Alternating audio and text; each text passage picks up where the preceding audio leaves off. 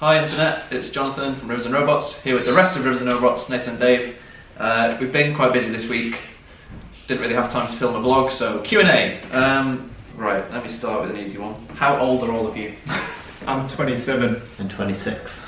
24. Are you Christians? Yeah. Yes. Yes, we are Christians. What was the most unusual thing that you recorded or did for Still Volume 1? We went into the Science and Industry Museum in Manchester and recorded a few different sounds in there. Clicks and buzzes and... Yeah, machinery. Yeah. Why do you use so much reverb on your vocals? Just because I like it. The first album you listen to is complete reverb central, and then it gradually gets less reverby, but I still like it. It's part of the brand. It's the Rivers and Robots sound. Any favourite come and live artists? Oh man, I love This Is the Giant. It's like an instrumental thing. It's epic. Ascend the Hill is a big epic. Ascend the Hill definitely is. Loud Harp was on there with one album. I think so, yeah. Loud Harp are good. Ember Days as well. Yes, really like them. the Ember Days. Yeah. Okay, so another instrumental question. With Still Volume 1, how is the album meant to be used? Is it to sing along to, or background music, to enjoy musically, to reflect, or for prayer? I think we were just mainly looking at making an album that can help people when they're in their prayer times and sort of quiet times. The reason it's called Still is that kind of thing of just waiting on God and just kind of soaking in His presence, and I guess it's just to try and facilitate that. I'd like to know a bit about the story behind Rivers and Robots' album design, particularly the Eternal Sun cover. The Eternal Sun artwork looks a bit Take it out of abstract. the sleeve so it's not shiny. The Eternal Sun artwork is kind of an abstract one, but it does have some meaning. So I like to do collage work anyway, which is combining a lot of different images from a lot of different places, and partly because it's sort of what we do musically, and I take a lot of influences from different places. One of my favourite passages from the Bible is Isaiah 40. It's got a verse in it that says, "The grass withers and the flower fades, but the word of our God stands forever," which is why there's a flower on it. The mountain is, I think, Psalm 23 again. I don't really know what this is, it looked nice. But a lot of it is stuff taken from Psalms or passages and imagery that's used in the stuff that we write the songs about. And there's also bits of gold around it as well, which was linked to the verse about laying up for yourself treasures in heaven and not gold earthly things. So there we go.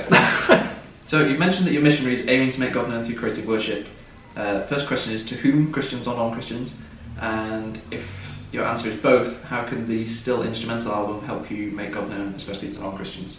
Yes, our aim is to make God known through creative worship to both Christians and non-Christians. You can always discover more of who Jesus is. So part of making God known is also to the church and people who already believe in Jesus, but there's always new things we can see, so we like doing that. And we also love to tell people who don't know about Jesus. So we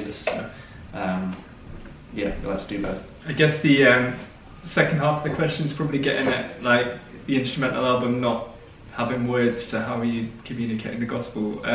It's good to minister and preach the gospel and be busy doing that, but if you do that at the expense of your walk with Jesus, you're going to burn out. So I think more of this album is more about just encouraging Christians to just spend time in His presence and just receive from Him, really, I guess. And it may be that people hear the instrumental album and then go on to hear other songs that we've done, which obviously have words in about Jesus. A few people have asked about which DAW we use, or DAW, which I can never remember what it stands for. We produce most of the stuff in Ableton Live, which we then use live, and when we're recording we use Logic.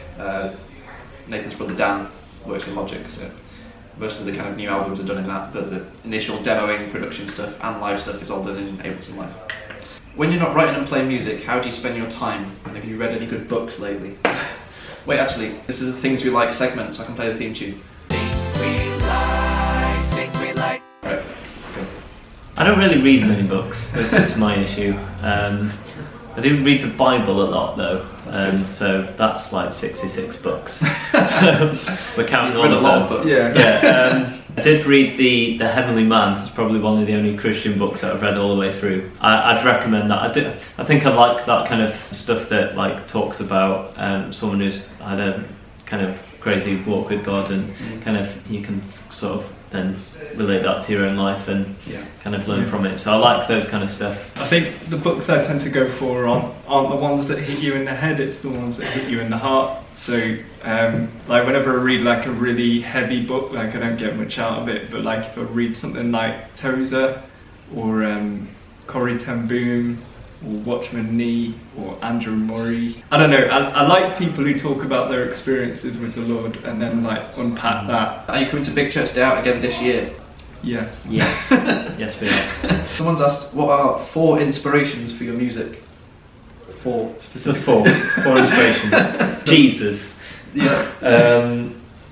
The Father and the Holy Spirit. Yeah, there's 3, and Pamela. It's got to definitely be the Lord, like that's the first. Yeah. Which is the cliched answer, but it's the true answer. Yeah. The Bible, like a lot of the contents from the Word. I guess musically, like there's a lot of influences from music from bands that come over here, and we just love Jesus and we love music. If you said 2, that would have been really good. yeah. I just love that it's specified 4. Creation. There we go. What's the best attitude to have while you're waiting for an answer from God?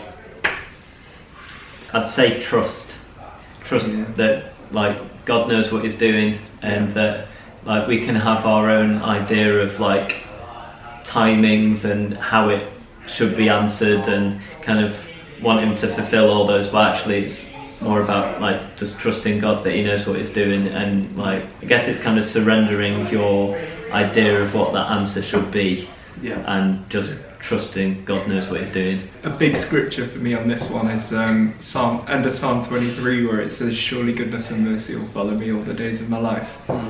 And knowing that he's good, and knowing that he's with you all the days of your life, whether it's going well or not. Ben has asked, how did you make a leap doing set sail full time? Are you supported solely by people, or is it music and concerts and merch sales? At the moment, me and Jonathan have gone full time with the band. Dave works 2 days a week with the band and 3 days in his job. We basically live off personal support, so all the money that is made through Rivers and Robots, like CD sales, merch sales, anything like that, concerts and stuff, we use all of that money to make new albums, to do the tours themselves, and we run worship events in Manchester and do this whole set sail thing. And we live like missionaries basically, so friends support us, fans support us, and our churches support us. We're going to be releasing a video about how you can get involved in that if you want to be a personal supporter. A question from Nathan, what is the weirdest gig that we've ever done?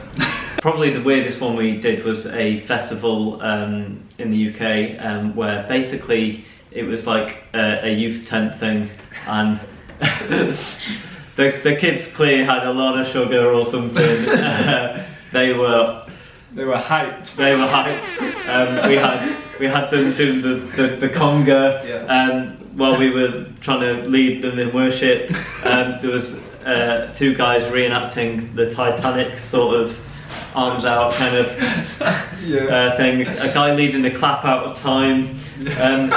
And the weirdest one was a guy who came up to Jonathan and Nathan wanting to ask a question midway through a verse.